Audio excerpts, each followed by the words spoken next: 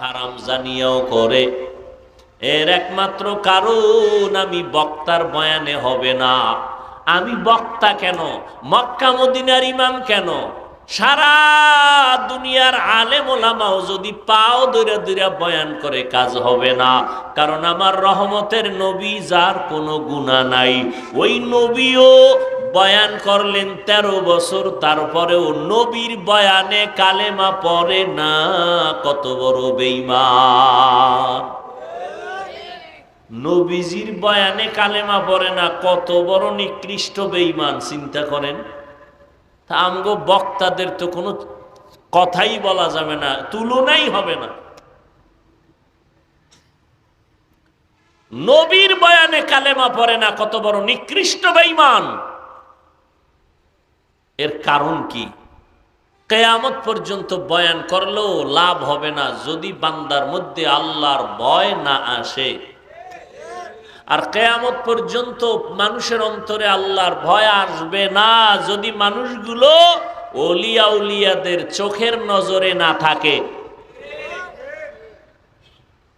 যারা ওলিয়া উলিয়া মানেই না, এগো উপায় কি? ওলিয়া উলিয়া মানে না, অথচ সাহাবায়ে কেরাম জান্নাতের টিকিট পাইয়াও কান্না করেছেন, কবরে কি উপায় হবে। তাদের আমল কত সুন্দর ছিল, ইলম কত সুন্দর, তাকওয়া। আবু বকর, যার ঘটনা শুনাইলাম, তিনিও নামাজে দাঁড়ায় দাঁড়ায় সারা রাত কান্না করেছেন। আর আপনার আমার ইলম নাই, আমল নাই, তাকওয়া নাই, এরপরে কত কান্না দরকার। অথচ মোনাজাতে কিছু বান্দা কাঁদে আর পাশে কিছু নেমক হারামেরা না কান্না করিয়া তাকাইয়া তাকাইয়া হাসে আর বলে, দেখ লজ্জা নাই কেমনে কান্না করে। কিসের লজ্জা রে বাবা? তোমার হাতের আঙ্গুল যদি কেটে যায়, পাও যদি কেটে যায়, তুমি জানো তুমি এমনে কাঁদো না, বড় মানুষ, লজ্জা লাগে। কিন্তু হাত যদি কেটে যায়, কান্না আসেনি কি? তখন লজ্জা লাগে না? লজ্জার কথা মনে পড়ে না? তখন কান্না আসে কেমনে? যার মধ্যে জাহান্নামের ভয় অন্তরে ভালোভাবে ঢুকবে, তার ওই জাহান্নামের ভয় যখন আসবে তখন কান্না শুরু হয়ে যাবে। তখন আর লজ্জার দিয়ে তাকাইবে না, কান্না করবে আর বলবে, আল্লাহ জাহান্নাম থেকে আমারে ফিরাও, বাঁচাও। আমি আমার নফসের ধোকায় পড়ে, শয়তানের ধোকায় পড়ে গুনাহ করে ফেলেছি। ও আল্লাহ, তুমি মাফ করে দাও। আল্লাহর ভয় না আসা পর্যন্ত কোনোদিন আমগো বয়ানে কাজ হবে না। আর আল্লাহর ভয় ততদিন অন্তরে আসবে না যতদিন আল্লাহর ওলিদের নেক নজর লাগবে না। এই জন্য ওলিয়া উলিয়া ওলামায়ে আহলে হকের নেক নজর লাগাও। ও যুবক, তোমার মতো যুবক তাকাইয়া দেখো, জীবনে মাদ্রাসায় পড়ে নাই, স্কুলে পড়ে, কলেজে পড়ে, চাকরি করে, ব্যবসা করে, 5 বেলার নামাজ পড়ে আসেনি। বাস আমগো হুজুর টুজুর বাপ, তোমারে জুতার বাড়ি দিতে আল্লাহ পাক আমগো হুজুর ডাকবে না। কিয়ামতের দিন তোমার জাতি বাইরে ডাকবে, ওই বেঈমান, তুই স্কুলে পড়ছো, তোর পাশের ছেলেটা স্কুলে পড়িয়া নামাজ পড়লো, তুই পারলি না কেন? তোমার মতো যুবক র‍্যাব, আর্মি, পুলিশ, বিডিআর এর চাকরি করে নামাজ পড়ছে, তুমি কেন পারো না? জবাব দাও। তোমার মতো যুবক রাস্তায় গাড়ি চালায়, নামাজ ছাড়ে না, নাই? তুমি কেন পারবা না? তোমার মতো যুবক শ্রমিকের কাজ করে, রডের ফ্যাক্টরিতে কাজ করে, এরকম গরিব নাই? খবর নিয়ে দেখো, রহিম স্টিল মিলের মধ্যে গিয়া দেখো কত গরিব কর্মচারী কাজ করে, কত আগুন আর কত রডের কষ্ট। খবর নাও, এমন আল্লাহর বান্দা পাইবা এত কষ্টের মধ্যে রমাজানে একটা রোজাও ভাঙ্গে না। আর তোমারে কোন হুজুর ফতুয়া দিছে একটু কষ্ট রিক্সা টিক্সা চালাইলে আর রোজা রাখা লাগে না? হ্যাঁ, এই হুজুরের তো জান্নাতি আর তুমিও জান্নাতি। আহ, ইসলামটারে এত পানির মতো মনে করলা, তুমি মনে যেরকম চাই এরকম চালাবা আর বলবে এটা ইসলাম। তাহলে আমার রসুল পেটে পাথর বাঁধছেন কেন? সাহাবায়ে কেরাম না খাইয়া কষ্ট করছেন, একটা কাপড় ছিল, স্বামী আর স্ত্রী মিলে এক কাপড়, একটা কাপড় দিয়া স্বামী আর স্ত্রী চলছে ঘরের মধ্যে, বের হয় নাই। তারপরও কোনোদিন আল্লাহকে বেজার করে নাই, নামাজ ছাড়ে নাই, রোজা ছাড়ে নাই। এই জন্য আল্লাহর রসুল ১৫০০ বছর আগে বলে গেছেন, সাবধান, আলেমের কাছে না গেলেও জান্নাত পাবা না, আবার আলেম নামের কিছু ধোঁকাবাজ আছে, এদের কাছে গেলেও তুমি জান্নাতের ঠিকানা পাবা না। জান্নাত পাইতে হলেও আলেম লাগবে, আর জাহান্নামের পথ থেকে যদি বাঁচতে চাও আলেম ছাড়া সম্ভব না। তবে সাবধান, আবার কিছু আলেমের কারণেও জাহান্নামে যেতে হবে।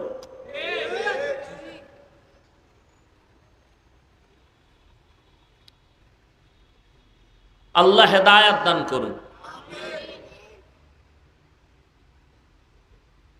আল্লাহ পাকের ভয় তাকওয়া অন্তরে জমা করে গুনাহ থেকে নিজেকে বাঁচাও। আল্লাহর ভয় বালিশে মাথা লাগাই একটু চিন্তা করো। তোমার আমার মতো যুবক তাকায় দেখো, এক বেলার নামাজ ছাড়ে না, আমগো মতো হুজুর না। আর আমরা তো একবারও বলি না মাদ্রাসায় আসো, পাগড়ি লাগাও, স্কুল কলেজ বাদ দাও, একবারও বলি নাই। স্কুলে পড়ো, কলেজে পড়ো, চাকরি করো, ব্যবসা করো, ইসলাম তোমারে বাধা দেয় না।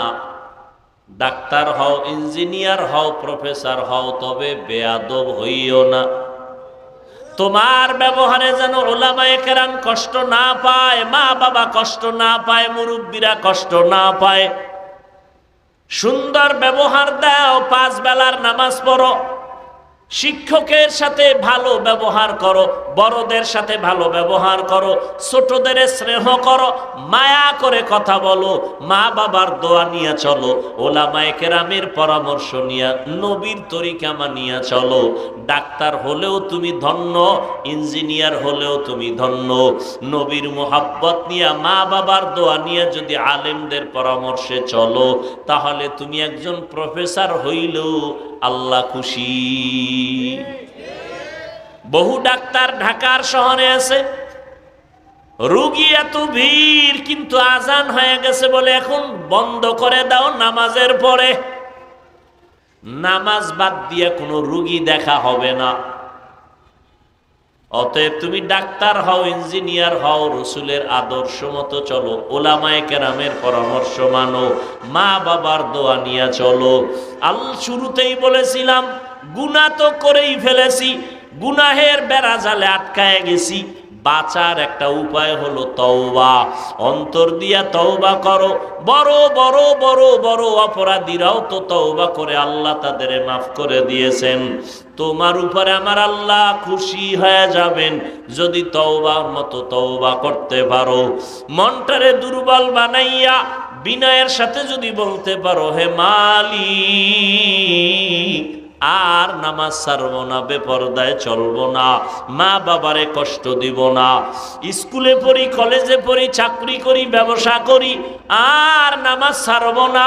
আমার মতো যুবক জেনারেল লাইনে থাকিয়া চাকরি ব্যবসা করিয়াও যদি নামাজ পড়ে আমি কেন পারি না? ও পর্দার আড়ালের মা বোনেরা, ও বৃদ্ধ বাবাজিরা, আপনার মতো বুড়া মানুষ নামাজ ছাড়েন, আপনি কেন পারেন না? ও মা বোনেরা, আপনার মতো কত মা কত বোন নামাজ পড়ে, আপনার মতো মা বোন পর্দা করে, আপনারা কেন পারবেন না? আল্লাহর কাছে গুনার থেকে তওবা করেন, আর গুনার কাছেও যাবেন না। নবীর তরিকা মেনে আল্লাহর মোহাব্বত নিয়ে চলবেন, উলামায়ে আহলে হকের পরামর্শে চলবেন, নবীর সুন্নাত অনুযায়ী চলবেন, মা বাবার দোয়া নিয়ে চলবেন।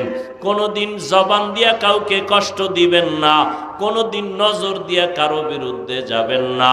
আল্লাহর কাছে তওবার মতো যদি করতে পারেন, আল্লাহ জীবনের সব গুনাহ মাফ করে দিবেন। ও বাবাজিরা, ও পর্দার আড়ালের মা বোনেরা, ও যুবক, আর যতদিন আমার আল্লাহ হায়াতে বাঁচায় রাখেন, কয়দিন বাঁচবো জানা নাই রে বাবা। এমন কোন দিন নাই যুবকের মরণের খবর নাই। গাড়ির নিচে যুবকের লাশ, পানির নিচে যুবকের লাশ, ঘুমের বিছানায় যুবকের লাশ। আজকে থেকে আর গুনাহ করব না।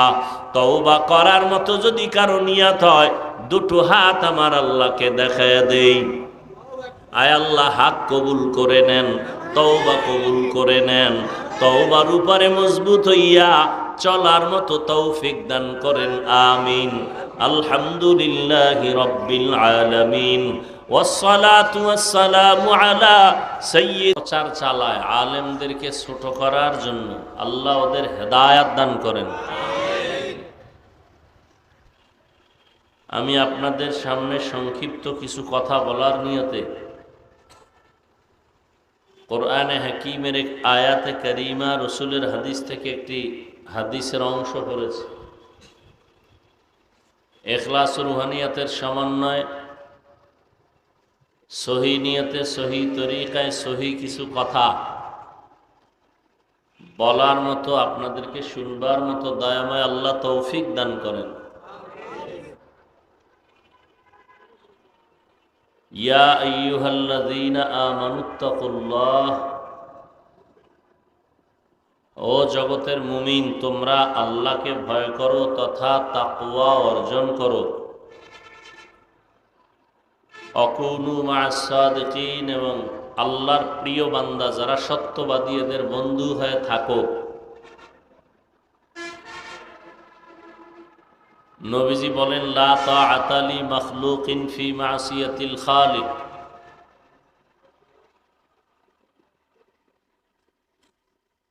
আল্লাহকে অসন্তুষ্ট করে পৃথিবীর ভিন্ন কারো আদেশ নিষেধ গ্রহণ করা পরিপূর্ণরূপে হারাম। আল্লাহকে বেজার করে, অসন্তুষ্ট করে আর কাউকে মানা, জবান খুলেন, কাউকে মানা। মা বাবাকে মানতে গেলে যদি আল্লাহ বেজার হয়, তখন কি করবেন? আল্লাহকে বেজার করা যাবে? মা আল্লাহকে বেজার করে কোনো পীরের কথা মানা হারাম। আল্লাহকে অসন্তুষ্ট রেখে কোনো মুরব্বির কথা মানা হারাম। আল্লাহকে বেজার করে কোনো নেতার কথা মানা হারাম। এক কথায় দুনিয়ার সবাইকে বেজার করা সম্ভব, আল্লাহকে বেজার করা সম্ভব? আমরা কি আল্লাহকে বেজার করার পক্ষে? তা আমাকে বলেন তো, দাড়ি রাখলে আল্লাহ খুশি না বেজার? যারা রাখেন নাই তারা কি আল্লাহকে খুশি করার জন্য রাখেন নাই? হ্যাঁ,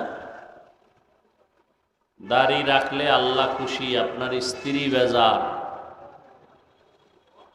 এখন বসে বসে হিসাব মিলায় নেন, কাকে খুশি করতে গিয়া কাকে বেজার করেছেন। পর্দা করলে আল্লাহ খুশি, বেআইন সাহেবা বেজার, শালি বা দুলা ভাই বেজার। এখন আপনি পর্দা লঙ্ঘন করছেন, কারে খুশি করতে গিয়া কারে বেজার করছেন? সুযোগ একটাই, তওবা করবেন। আর যদি তওবা করার ইচ্ছা না থাকে, তা আল্লাহর দেওয়া জিনিস ভোগ করা বন্ধ করে দিবেন। আল্লাহ যা দিছে ওটি ধরবেন না, ওটি আপনি ভোগ করবেন না।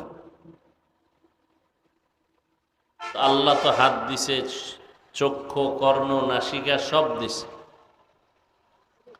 বাতাস আল্লাহর দেওয়া, পানি আল্লাহর দেওয়া, সূর্যের আলো আল্লাহর দেয়া, চাঁদের আলো আল্লাহর দেয়া। এক কথায় নিঃশ্বাসটা ভিতরে নিছি, আল্লাহ যদি আর ছাড়তে সুযোগ না দেন তা আমার বাহাদুরি শেষ। তাহলে সবাইকে বেজার করা সম্ভব, আল্লাহকে বেজার করা যারা করে ফেলেছি, আমাকে বাঁচার পথ আছে কি? তওবা। ইয়া আইয়ুহাল্লাযীনা আমানু তুবু ইলাল্লাহি তাওবাতান নাসুহা। ও মুমিনেরা, তওবা মানে ফিরে আসা। আল্লাহর পথ থেকে গুনাহ করতে গিয়া শয়তানের পথে গেছো, গুনাহ ছাইরা আল্লাহর পথে ফিরিয়া আসো, এর নাম তওবা শাব্দিক। আর পরিভাষাগত তওবা, একজনে বয়ে বয়ে বলল ইস্তেগফার পড়ো তওবা, তো সে 100 বার ইস্তেগফার পরে আস্তাগফিরুল্লাহ আস্তাগফিরুল্লাহ, এরপরে একটা বিড়ি, আবার 100 বার ইস্তেগফার, আবার বিড়ি, হবে? তওবার জন্য একাধিক শর্ত। নিরঙ্কুশ খাঁটি তওবা। তওবা মানে ফিরে আসা কার দিকে? কিসের থেকে? গুনাহ থেকে। তাহলে খাঁটি তওবার নাম কি? যে আল্লাহ মাফ করো আবার করবো, এমন তওবা যে জীবন যাবে আল্লাহকে বেজার করা যাবে না, জীবন যাবে গুনাহ করা। ওয়া আম্মা মান খাফা মাকামা রাব্বিহি ওয়া নাহান নাফসা আনিল হাওয়া ফাইন্নাল জান্নাতা হিয়াল মাওয়া। আল্লাহ বলেন, যারা হাসরের ময়দানে আমার আদালতে দাঁড়াইয়া হিসাব দেওয়ার ভয় নিজেকে দুনিয়াতেই গুনাহের থেকে বাঁচাবে, আমি আল্লাহ ওয়াদা করলাম তার ঠিকানা হবে শান্তির ঠিকানা, জান্নাতুল মাওয়া। জান্নাতুল মাওয়া বড় দামি এক জান্নাত। হারকে দারত খৌফে হকদার দিল মাদাম, জান্নাতুল মাওয়া দেহদ উরা মাকাম, জুজবা হক চীজে মখাজ ইনসুজা, ফজলে উ আমস্তে দর জুমলা জাহা। আল্লাহ বলেন, আমার দরবারে দাঁড়াইয়া হিসাব দেওয়ার ভয় যারা দুনিয়াতে জিন্দা অবস্থায় গুনাহ থেকে নিজেকে ফিরায় নিবে, বাঁচায় নিবে, আমি আল্লাহ তাকে স্থায়ী শান্তির ঠিকানা দিব, জান্নাতুল মাওয়া। এই গুনাহের থেকে বেঁচে থাকা,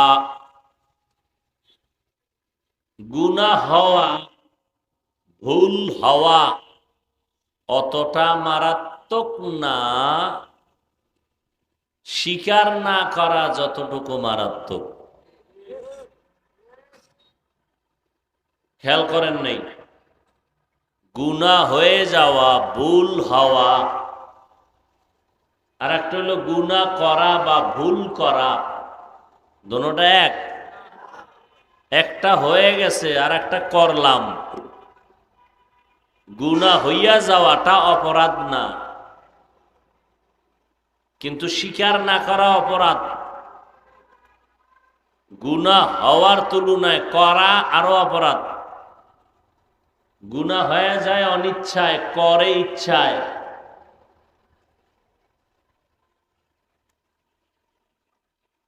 তাহলে যাদের গুনাহ হয়ে যায় তওবার মাধ্যমে যদি ফিরে আসে আর গুনাহ করবে না, তাহলে সে মরণের আগেই জান্নাতের ছবি দেখা কবরে যাবে।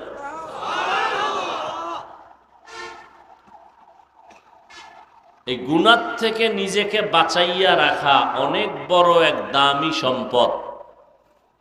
যারা বাঁচাইয়া রাখবে নিজেদেরকে, গুনাহ থেকে আল্লাহ এদের ঘোষণা দিয়েছেন এরা বিনা হিসাবে জান্নাতি।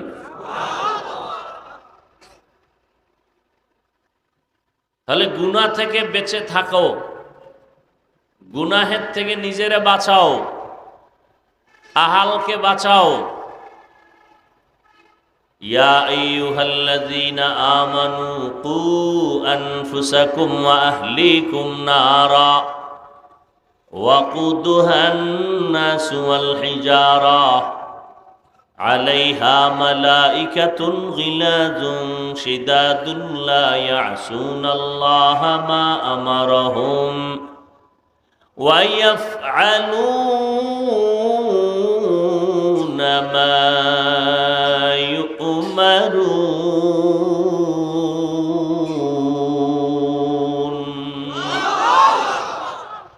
ও মুমিন, গুনাহের থেকে নিজেকে বাঁচাও। দ্বিতীয় দায়িত্ব, তোমারা হালকে বাঁচাও। নিজে গুনাহ থেকে বাঁচলেও হবে না, তোমারা হালকেও বাঁচাতে হবে। নিজে গুনাহের আওয়াজ কানে না দিলেই হবে না, আপনারা হাল যারা তাদেরকেও গুনার আওয়াজ থেকে বাঁচাইতে হবে। নিজে পর্দা করলেই হবে না, আহালকেও পর্দাওয়ালা বানাতে হবে। আল্লাহ বলেন গুনাহের থেকে নিজেকে বাঁচাও, তোমার আহালকেও বাঁচাও। গুনাহের থেকে নিজেকে বাঁচানোটাই হলো বিনা হিসাবে জান্নাত পাওয়ার একমাত্র পুঁজি। এই জন্য আল্লাহ বলেন আমাকে ভয় কর, আর কাউরে ভয় করিস না। কোন বান্দাকে ভয় করিও না, মাখলুকের ভয় করিও না, খালেকের ভয় করো। আমি আল্লাহরে ভয় করিয়া যদি চলতে পারো, আমি আল্লাহ তোমার মর্যাদা অনেক বাড়ায় দিব, বিনা হিসাবে জান্নাত দিব। আর আমি আল্লাহ তোমার সাথে জান্নাতে পর্দা ছাড়া মোলাকাত দিব। আর যদি গুনাহ থেকে নিজেরে বাঁচাই আল্লাহর ভয় চলতে পারো, আমি দুনিয়াতেও তোমাকে 6টা পুরস্কার দান করব। কয়টা?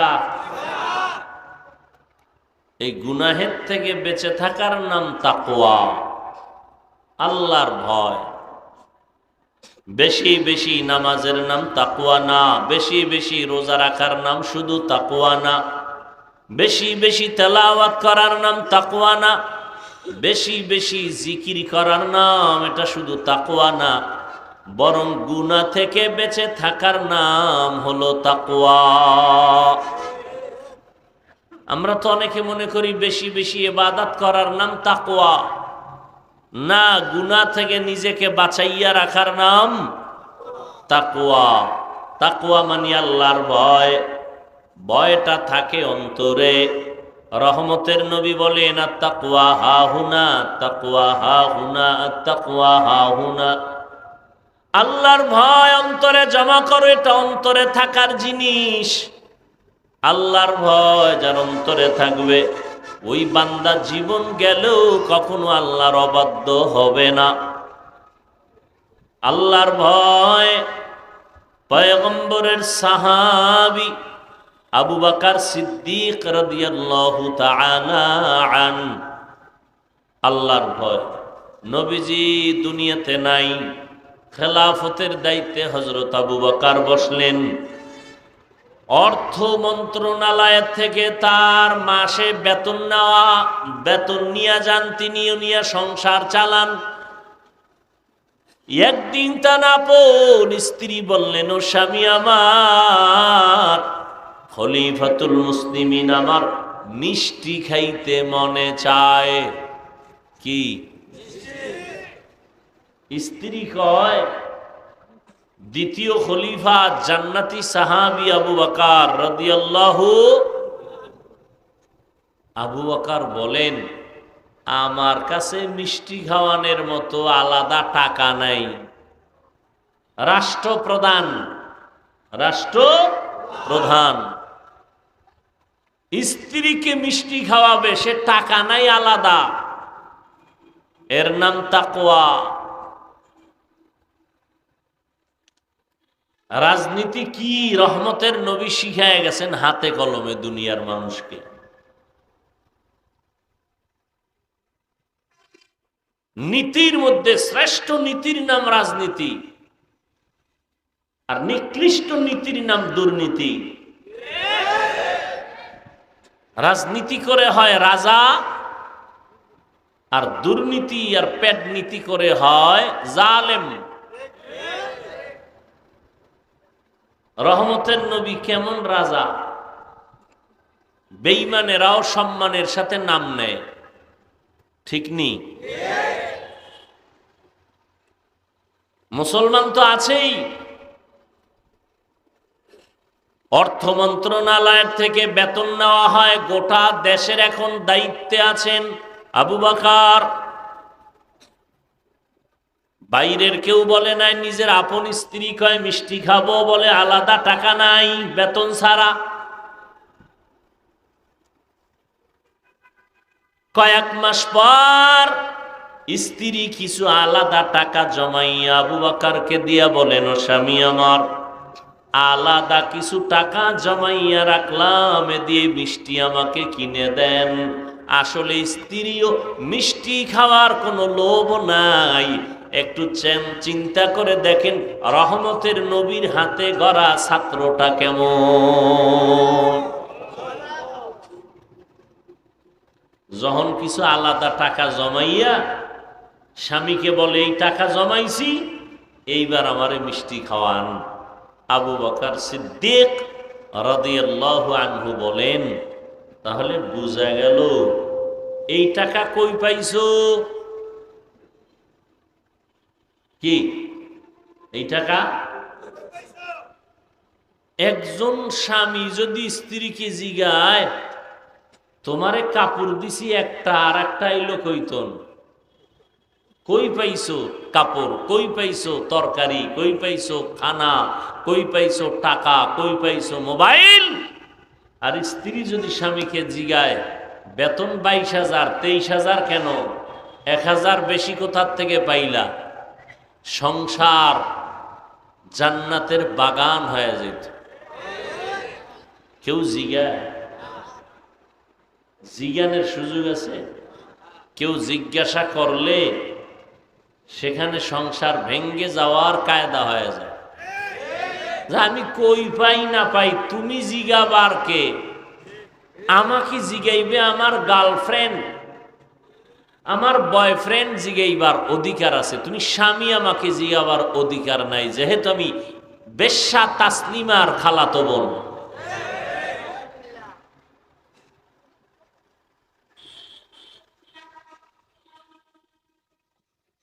আল্লাহ হেদায়াত দান করুন। বাতিল নাস্তিকতায় বেড়াজালে আবদ্ধ গোটা দুনিয়া। ওলামায়ে কেরাম কোরআন সুন্নাহ রাসূলের আদর্শের বিরোধিতা করার জন্য বেঈমান লাগে না, মুনাফিক নাস্তিক বাতিল মুসলমানরাই যথেষ্ট। কোরআনের মাইকের আওয়াজ বন্ধ করে দাও, শব্দ দূষণ হয়। কিন্তু সোনার বাংলায় আজ পর্যন্ত একজন বন্ধু পাইলাম না যে গানের আওয়াজ কমাও, শব্দ দূষণ হয়। এরা জনদরদি, আর আমরা বিরোধী। মানুষের পায়ে ধরে ধরে ধরে ধরে ধরে ধরে বুঝাইতেছি, নামাজ পড়েন, পর্দা করেন, গালি দিবেন না, অন্যের হক নষ্ট করবেন না, মা বাবার সাথে ব্যবহার ভালো করবেন, স্ত্রীর হক আদায় করবেন, স্ত্রী আপনি স্বামীর হক আদায় করেন, ভাই ভাইয়ের হক আদায় করো, মা বাবা সন্তানের হক আদায় করেন, সন্তান মা বাবার হক আদায় করেন। এইভাবে বুঝাইতে বুঝাইতে বুঝাইতেও আমরা দরদি হতে পারি নাই, আমরা বিরোধী।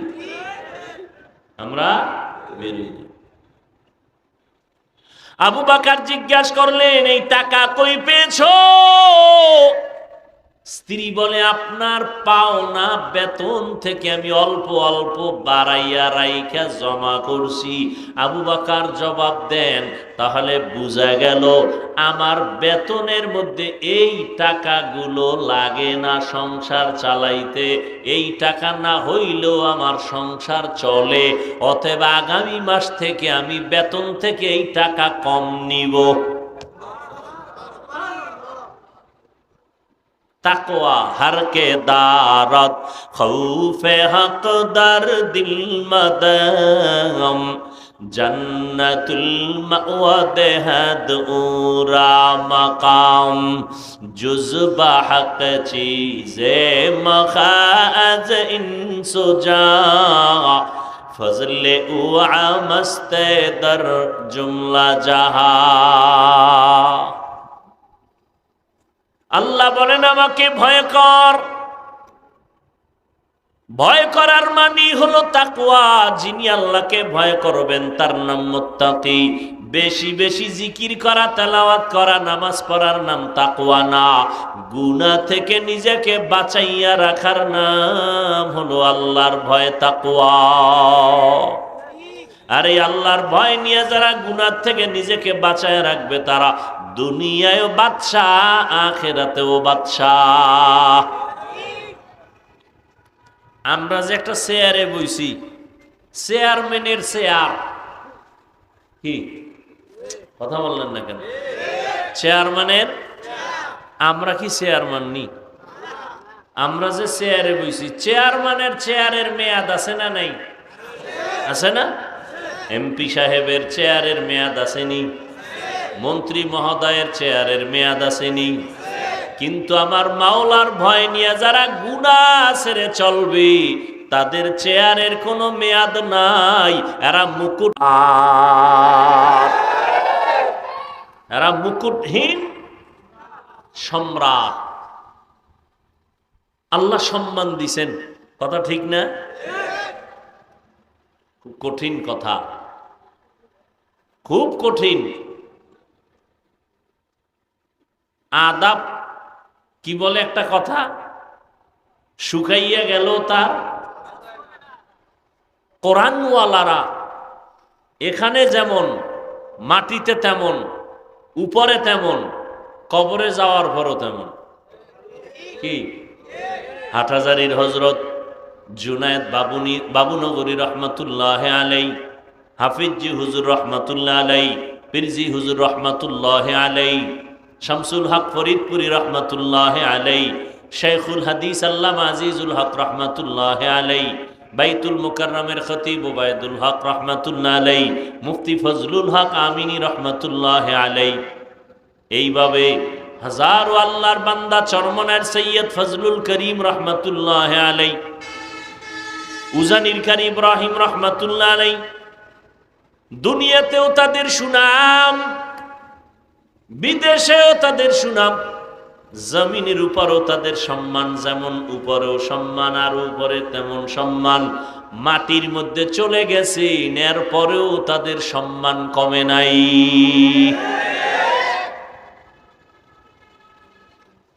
সম্মান কেন? যারে বেশি সম্মান করে, মহব্বত করে, তারে স্মরণ করে, কথা ঠিক না?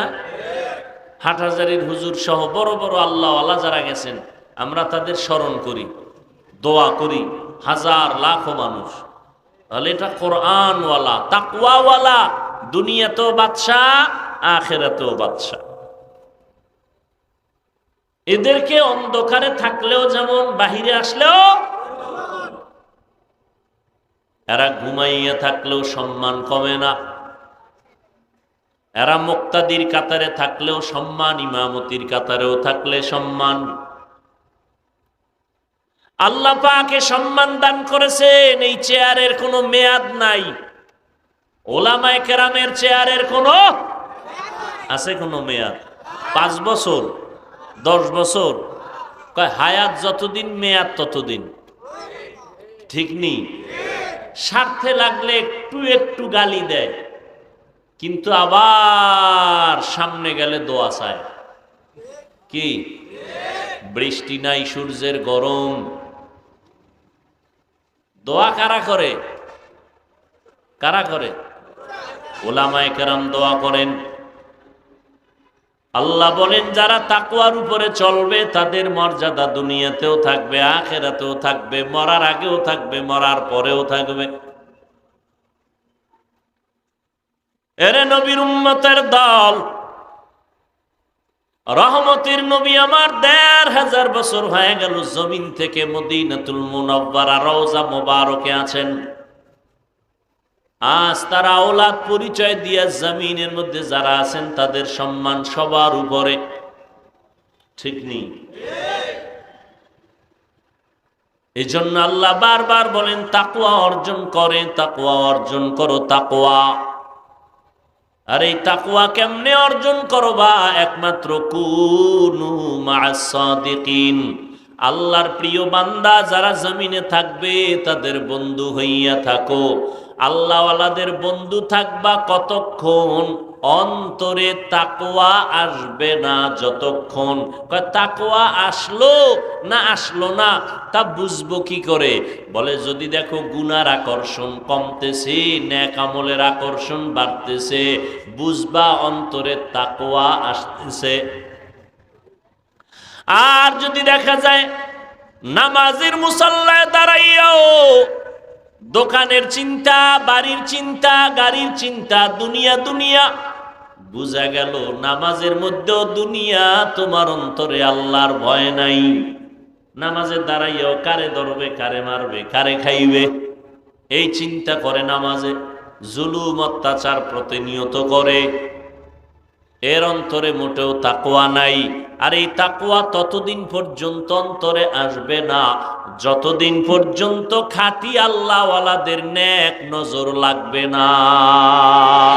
সোহবতে সালে তোরা সালেহ কুনাত, সোহবতে তালে তোরা তালে কুনাত জামানা, সোহবতে বা আউলিয়া বেহতেরা সদ সালা তাআত বেরিয়া।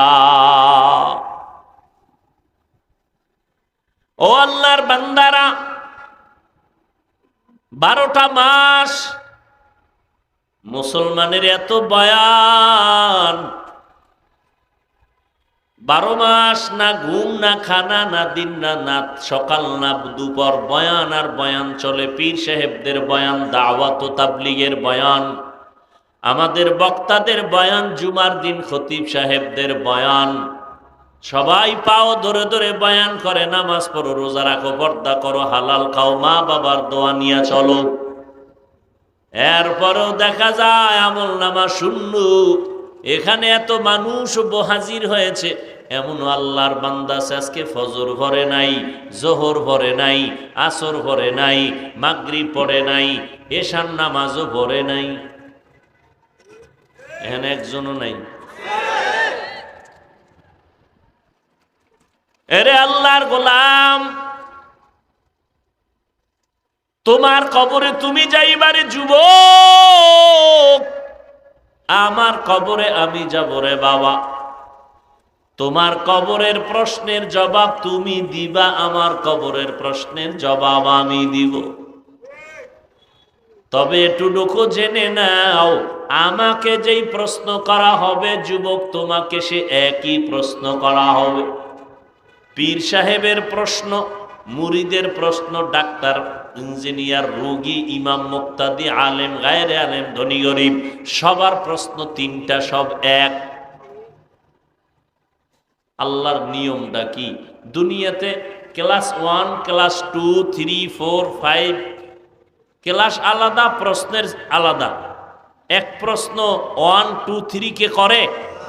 আল্লাহর সিস্টেম কি? সব মানুষ, এ ক্লাস আর বি ক্লাস হোক, বেঈমান হোক আর মুমিন হোক, আলেম হোক আর গায়রে আলেম হোক, ধনী হোক আর গরিব হোক, সবার প্রশ্ন এক, তিনটা।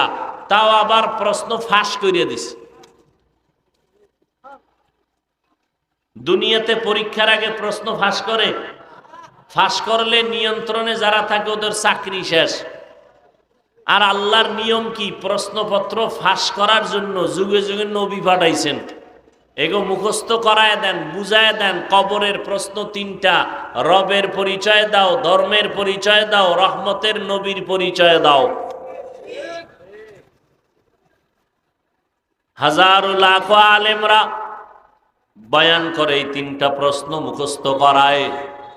কিন্তু এটাও সত্য, ভালো করে বুঝু, আমি মাওলানা হইয়া কবরে গিয়া জবাব দিতে পারবো তার কোনো গ্যারান্টি নাই।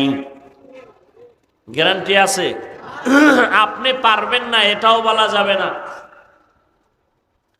আমি মাওলানা কেন, মুফতি কেন, মুহাদ্দিস কেন? রহমতের নবীর হাতে গড়া ছাত্র সাহাবায়ে কেরাম জান্নাতের টিকিট হাতে পাইছেন 10 জন। কয়জন? 10 জন। এরপরও তারা মরণ পর্যন্ত কান্না করেছেন, কবরে কি উপায় হবে আমার? জান্নাতের টিকিট পাইয়াও মৃত্যু পর্যন্ত কান্না। আবু বকরের কান্না, ওমরের কান্না, ওসমানের কান্না, আলীর কান্না রাদিয়াল্লাহু আনহুম আজমাইন, জীবন ভর কান্না করেছেন জান্নাতের টিকিট পাওয়ার পরেও।